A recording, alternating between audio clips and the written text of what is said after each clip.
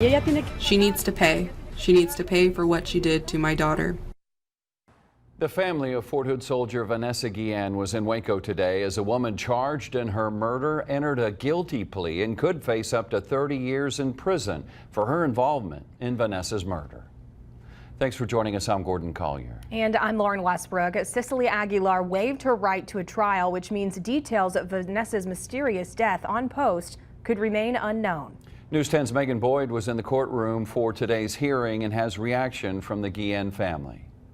I mean, there's not a lot that I could say today. It's just been very hard on us. Myra Guillen struggling to find the words at the podium today, but later taking to Twitter saying Cicely Aguilar's face makes her sick.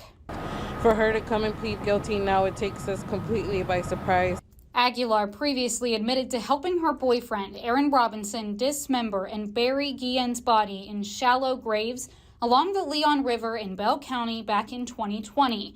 But over the course of the last few years, Aguilar filed several motions trying to get that confession thrown out.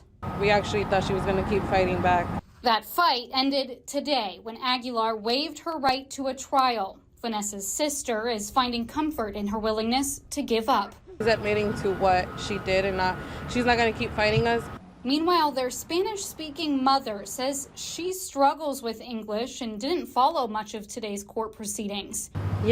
She needs to pay. She needs to pay for what she did to my daughter.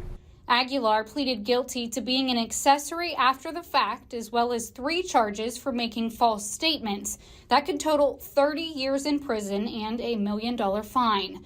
A lot of different ways to describe justice. The Guillens are conflicted on the plea agreement. It doesn't seem enough, well, at least to me. For me, it should have been life. I comfort myself in knowing that she'll be locked up for most of the rest of her life. The family's ongoing struggle in the wake of their daughter's death was recently put back in the spotlight as a Netflix documentary released this month details their story. Now, they'll be asked to relive their pain again as they prepare to speak to Cicely and the court during sentencing. I'm glad that we're going to have an opportunity to speak in front of the judge and in front of her and, of course, hear what she has to say. We pray to God with the testimony the judge receives from our family, specifically my testimony. We pray that the judge understands my plea. The Guillens also have filed a lawsuit of their own against the U.S. Army, hoping it will shed light on some of the mystery around Vanessa's death. We pray to God that we find out what truly happened, and believe me, the truth will be revealed one day, because I have faith in God.